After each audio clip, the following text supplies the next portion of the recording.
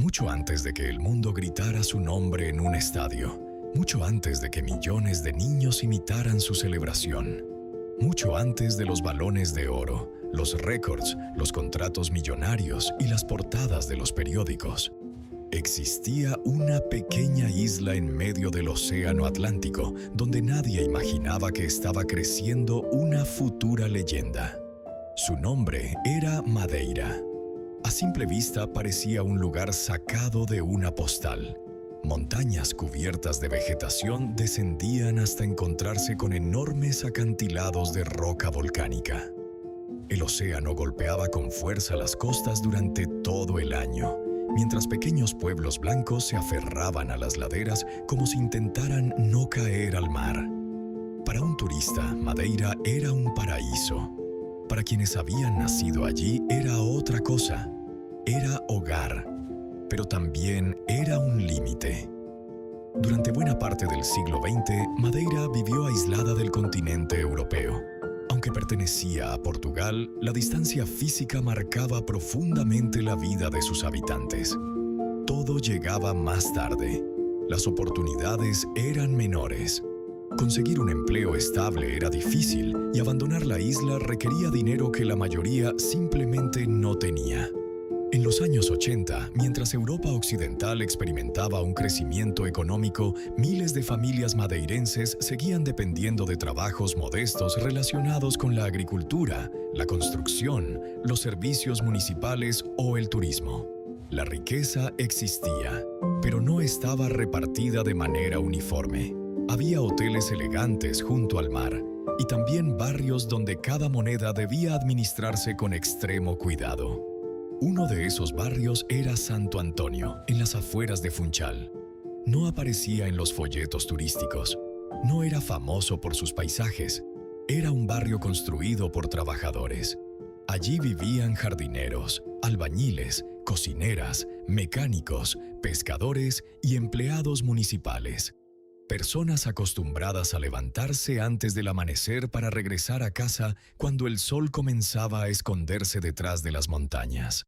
Las casas eran pequeñas, las calles estrechas, los vecinos se conocían por su nombre. Las puertas permanecían abiertas durante gran parte del día. Los niños corrían de una calle a otra mientras las madres conversaban desde las ventanas. No había lujos, pero existía algo que hoy resulta difícil encontrar. Todos conocían la historia de todos. Fue en aquel barrio donde vivía la familia Aveiro. No eran famosos, no eran ricos, ni siquiera imaginaban que algún día periodistas de todo el planeta recorrerían aquellas mismas calles buscando entender cómo había comenzado la historia de Cristiano Ronaldo. Porque entonces, Cristiano ni siquiera existía. José Diniz Aveiro comenzaba cada mañana antes de que saliera el sol. No llevaba traje, no trabajaba en una oficina. Era jardinero municipal. Su trabajo consistía en mantener parques, jardines y espacios públicos de Funchal. Las manos endurecidas por años de trabajo hablaban antes que él. Aquel empleo nunca le hizo rico, pero permitía que la familia siguiera adelante. Cuando terminaba su jornada, muchas veces continuaba colaborando con un pequeño club de fútbol llamado Andorinha. No era entrenador, ni dirigente, era el utilero. Preparaba balones, ordenaba camisetas, movía porterías, recogía material. Un trabajo humilde, casi invisible.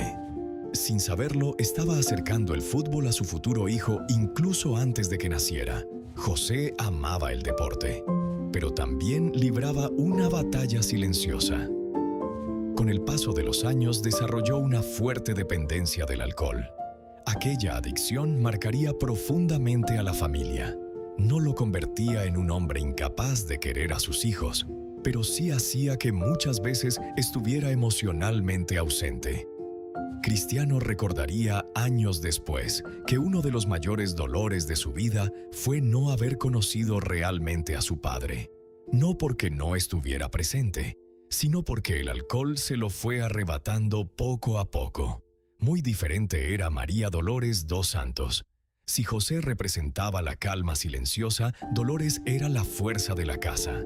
Trabajaba donde pudiera, cocinaba, limpiaba, aceptaba cualquier empleo que ayudara a llenar la despensa. Administraba el dinero con una precisión casi matemática. Sabía exactamente cuánto podía gastar cada semana, qué comida debía durar 2 días, qué ropa todavía podía remendarse y qué gasto tendría que esperar al siguiente salario. No existía espacio para el desperdicio. Cada moneda tenía un destino antes incluso de entrar en casa. Para muchas familias aquello habría significado resignación. Para Dolores significó resistencia. Quienes la conocieron la describen como una mujer profundamente creyente, trabajadora, protectora y extraordinariamente fuerte. No porque nunca sintiera miedo, sino porque aprendió a seguir adelante incluso cuando lo sentía. Cuando ya tenían 3 hijos, Hugo, Elma y Katia, la situación económica seguía siendo complicada. Los ingresos apenas alcanzaban. Había días en los que cualquier gasto inesperado podía desestabilizar por completo el presupuesto familiar. Fue entonces cuando Dolores descubrió que estaba embarazada nuevamente. Lejos de sentir alegría inmediata, sintió preocupación. Años después tendría el valor de contarlo públicamente. No sabía cómo alimentar otro hijo. No sabía cómo vestirlo. No sabía cómo ofrecerle un futuro diferente al que ya estaba luchando por darles a los otros 3. En ese momento de desesperación llegó a considerar la posibilidad de no continuar con el embarazo. Su médico se negó. Ella misma relataría que incluso intentó métodos caseros para interrumpirlo. Ninguno funcionó.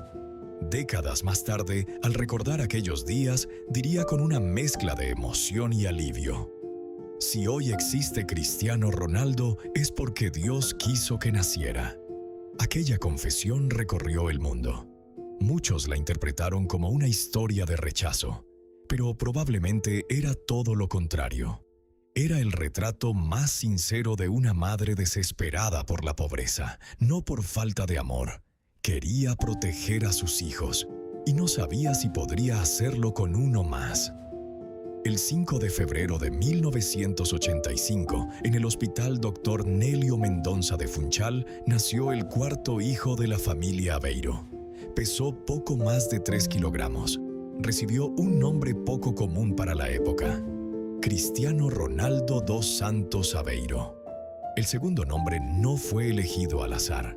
José admiraba profundamente al entonces presidente de Estados Unidos, Ronald Reagan, actor antes de convertirse en político. De aquella admiración surgió Ronaldo.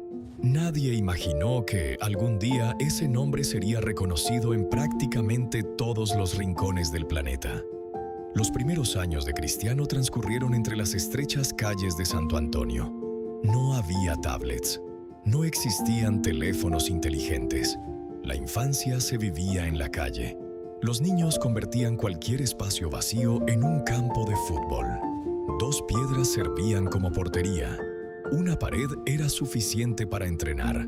Un balón gastado podía durar meses, a veces incluso años.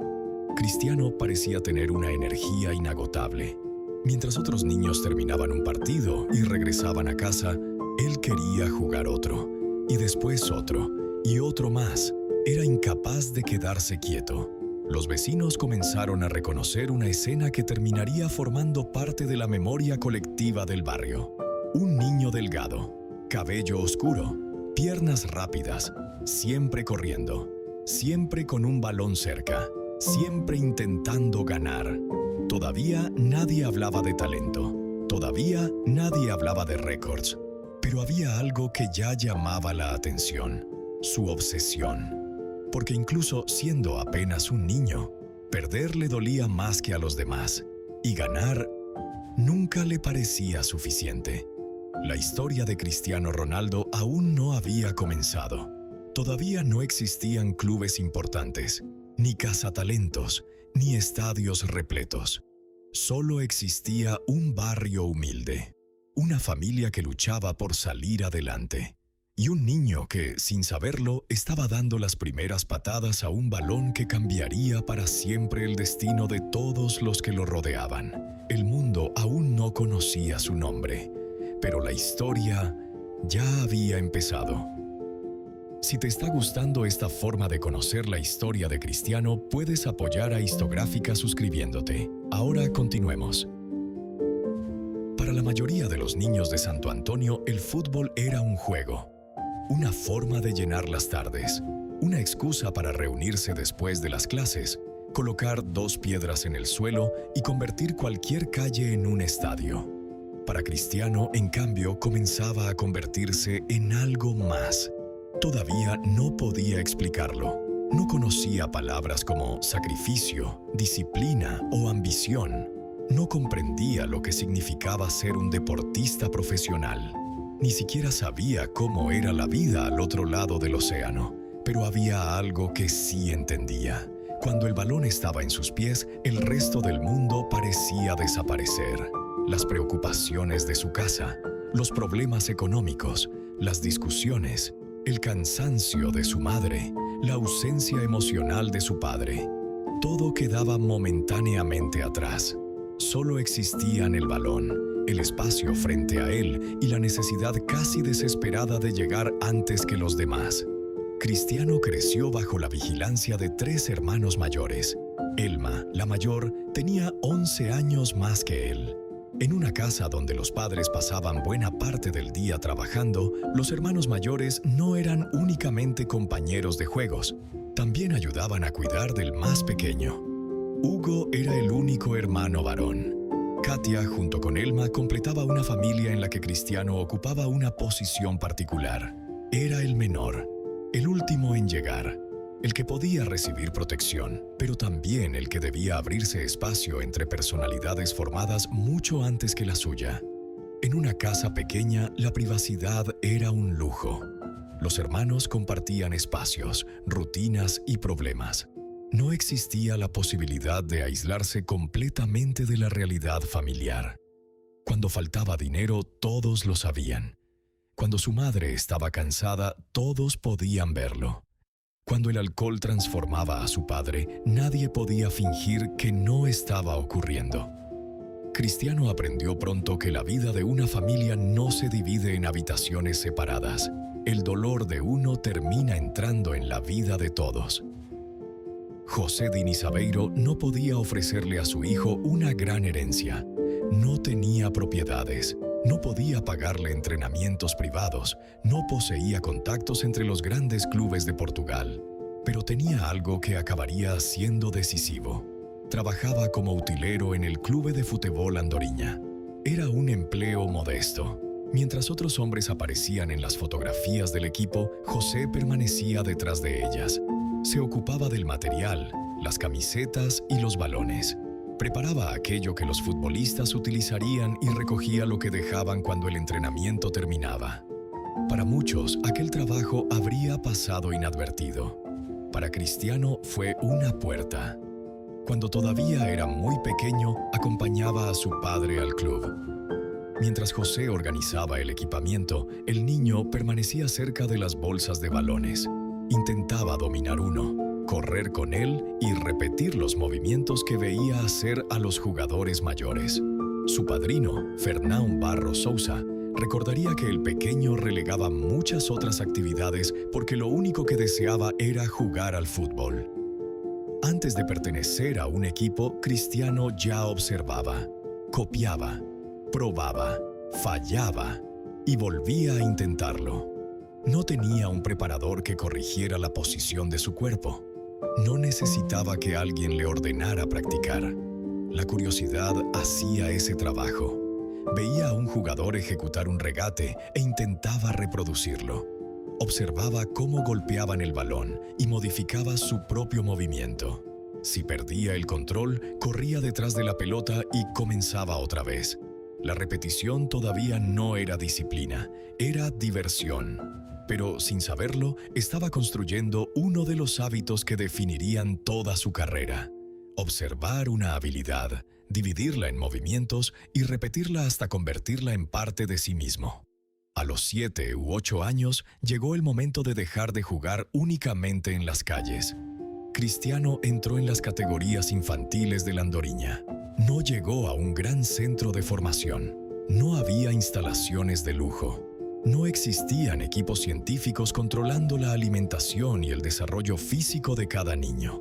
Era un club local de Madeira, un lugar sencillo, sostenido por el trabajo de personas que amaban el fútbol mucho más de lo que podían ganar con él.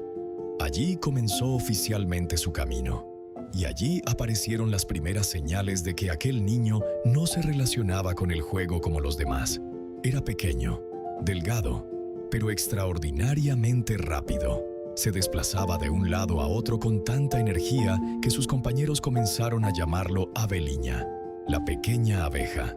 El apodo no surgió por su fuerza, surgió porque parecía imposible mantenerlo quieto. Corría, cambiaba de dirección, aparecía en un extremo del campo y unos segundos después estaba en el contrario. Sus piernas pequeñas se movían con una velocidad que desordenaba a los defensores. Cuando recibía el balón, no buscaba deshacerse de él de inmediato. Quería avanzar, quería enfrentarse a alguien. Quería comprobar si era capaz de superarlo.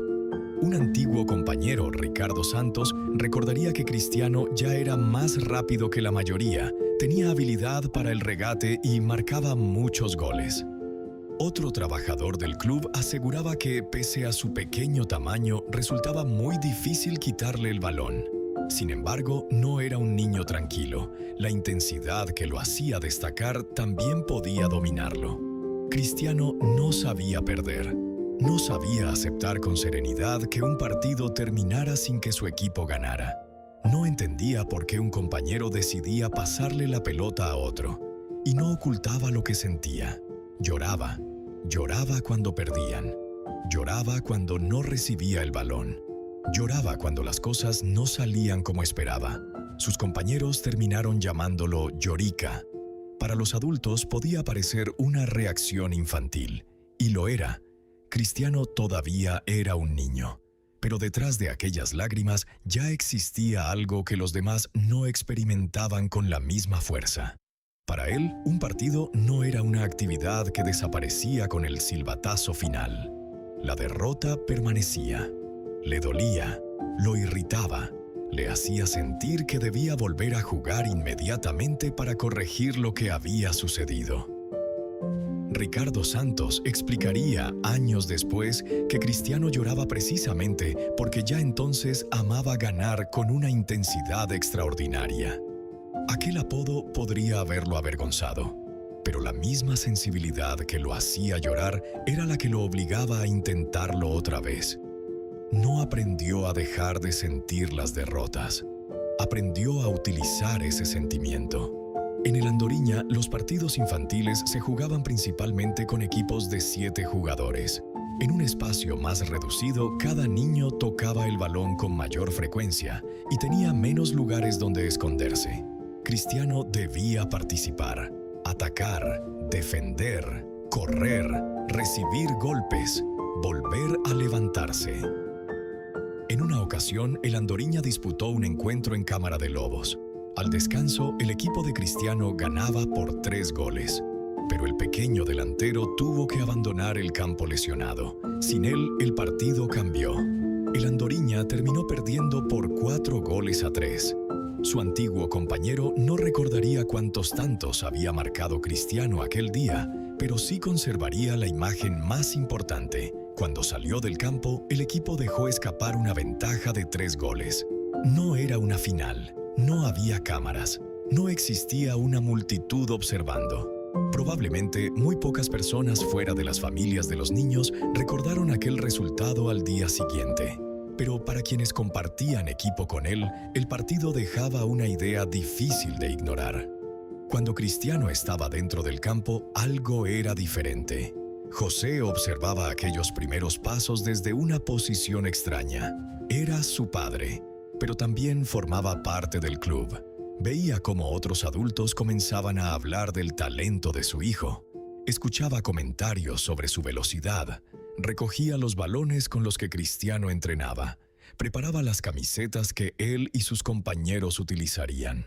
La relación entre ambos estaba lejos de ser perfecta. El alcohol ya ocupaba demasiado espacio en la vida de José. Cristiano crecería lamentando no haber podido mantener con él las conversaciones que un hijo espera tener con su padre. Pero en aquellos campos modestos existía una conexión que, a veces, no necesitaba palabras. José había acercado a Cristiano al fútbol, y el fútbol permitía que padre e hijo compartieran un mundo común. Según testimonios recogidos años después en Madeira, José celebraba los goles del niño y en ocasiones llevaba un pastel a casa cuando marcaba. No podía construirle un camino hacia la fama, pero sí podía mostrarle que lo que hacía importaba.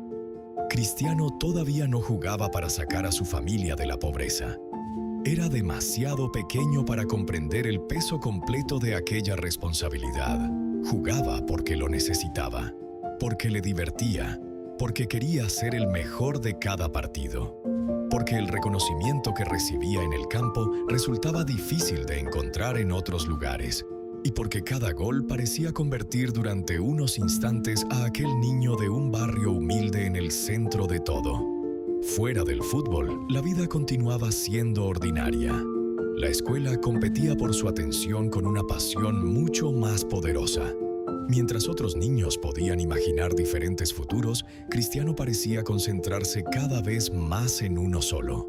Su padrino recordaba que el fútbol ocupaba el primer lugar y que los estudios quedaban relegados siempre que aparecía la posibilidad de jugar. No significa que un niño de 8 años tuviera ya un plan profesional. No sabía qué pasos debía seguir. No conocía el funcionamiento de los grandes clubes. Probablemente no podía calcular las posibilidades reales de llegar a la élite, pero comenzaba a descubrir algo esencial. Dentro del campo poseía una ventaja: corría más, regateaba mejor, marcaba con frecuencia. Y cuanto más jugaba, más visible se volvía aquella diferencia. En Santo Antonio podía ser simplemente el hijo menor de Dolores y Dinis. En el Andorinha era el niño al que los rivales debían detener, el niño del que los entrenadores hablaban, el que cambiaba los partidos, la pequeña abeja, el llorica, el que nunca dejaba de correr. Madeira era una isla, pero su fútbol tenía sus propias jerarquías. El Andorinha podía ofrecerle a Cristiano sus primeros entrenamientos organizados y el espacio necesario para desarrollar su talento. Sin embargo, si deseaba seguir creciendo, tarde o temprano tendría que enfrentarse a clubes con mayores recursos. Entre ellos se encontraba el Club Sport Marítimo y también el Clube Desportivo Nacional. El Nacional representaba una oportunidad distinta. Era uno de los equipos importantes de la isla, con una estructura capaz de reunir a algunos de los mejores jóvenes de Madeira. Pero Cristiano no podía presentarse simplemente en la puerta y anunciar que era especial. Necesitaba que alguien lo observara. Necesitaba que una persona reconociera en él algo que justificara el siguiente paso. Esa persona ya formaba parte de su historia. Fernão Barros Sousa había conocido a José Dinis en el Andorinha. La relación entre ambos era tan cercana que José le pidió que fuera el padrino de su hijo. El día del bautizo de Cristiano, los dos hombres llegaron tarde porque el Andorinha estaba disputando un partido en Ribeira Brava. El retraso fue tan grande que el sacerdote estuvo cerca de negarse a realizar la ceremonia. Tuvieron que convencerlo para que aceptara bautizar al niño. Años después, el fútbol volvería a unirlos. Barros Sousa había dejado el Andorinha y trabajaba en la formación de jóvenes del Nacional. Un entrenador le habló de un niño extraordinariamente talentoso que jugaba en su antiguo club. Le pidió que fuera a verlo. Barros Sousa no sabía inicialmente que se trataba de su propio ahijado.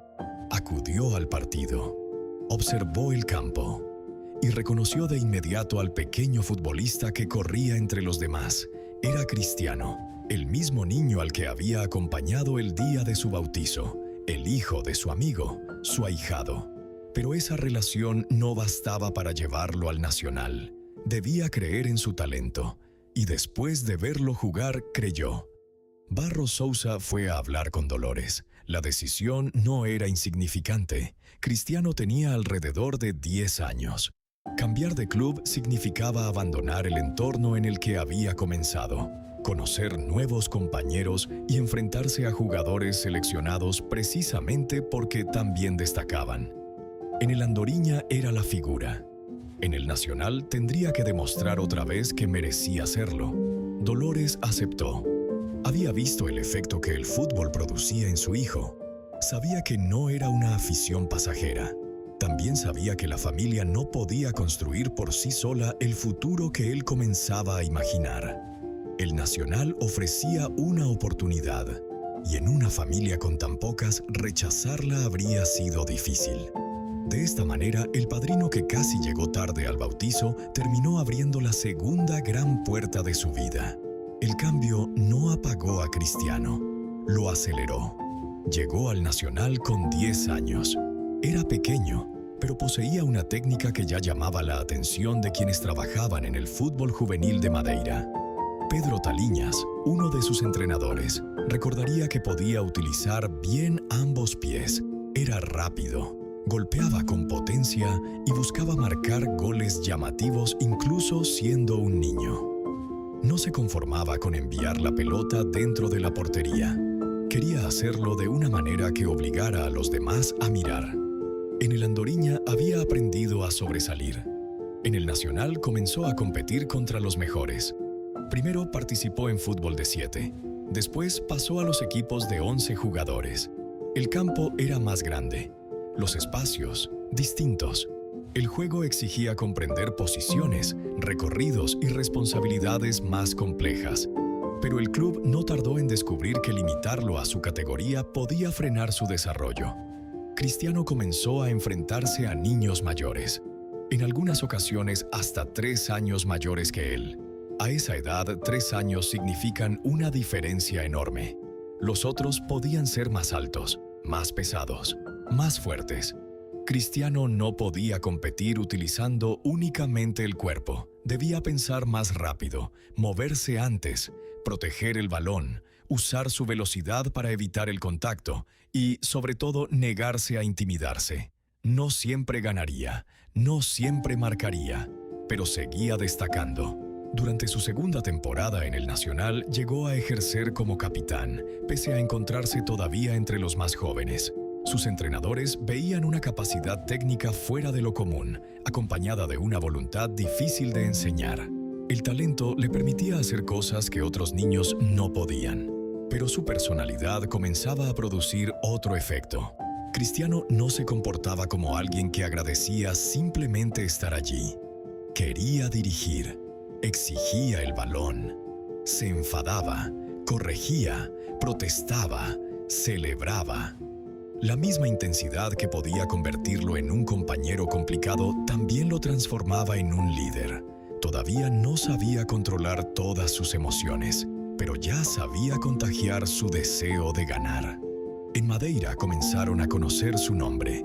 Los entrenadores de fútbol juvenil hablaban de él.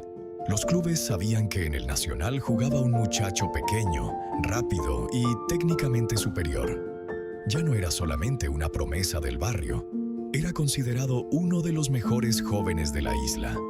Sin embargo, existía un límite que ni siquiera su talento podía ignorar. Madeira seguía estando rodeada por el océano. El fútbol más importante de Portugal se encontraba en el continente.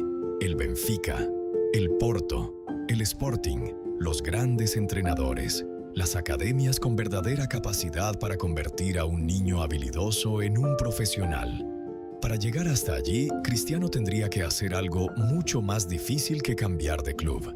Tendría que abandonar su isla, su casa, sus hermanos, a su madre, todo lo que conocía. Tenía 12 años y todavía nadie le había pedido que tomara esa decisión. Pero mientras él continuaba corriendo por los campos del Nacional, una cadena de conversaciones comenzaba a formarse lejos de su mirada. Barros Sousa habló de Cristiano con João Márquez de Freitas, un magistrado de Madeira relacionado con el Sporting de Lisboa. De Freitas no había visto jugar al niño, solo había escuchado lo que decían de él. pero confió lo suficiente en aquellos testimonios para llamar a Aurelio Pereira, uno de los grandes responsables de descubrir jóvenes talentos para el Sporting. Le habló de un niño madeirense, pequeño, extraordinario, diferente. Aurelio aceptó observarlo. João Márquez de Freitas habló con Dolores. Ella volvió a decir que sí. Después compró un billete de avión. Funchal, Lisboa. Solo ida para una prueba que duraría unos pocos días. Cristiano todavía no había sido aceptado. No tenía un contrato. No existía ninguna garantía. El Sporting podía verlo jugar y enviarlo de regreso a casa. Toda la esperanza de la familia dependía de lo que un niño de 12 años fuera capaz de hacer durante una prueba. Unos días, un campo desconocido, jugadores que nunca había visto, entrenadores que no le debían nada. Esa era la oportunidad y también el riesgo. Hasta ese momento, Cristiano siempre había podido regresar a su casa después de entrenar. Podía caminar por las calles conocidas, escuchar el acento de su tierra, ver a sus hermanos, sentarse junto a su madre. Pero si lograba convencer al Sporting, todo cambiaría. La oportunidad más grande de su vida sería también su primera gran pérdida, porque algunas puertas no se abren sin cerrar otra detrás de nosotros. Y aquella vez, Cristiano tendría que cruzarla solo.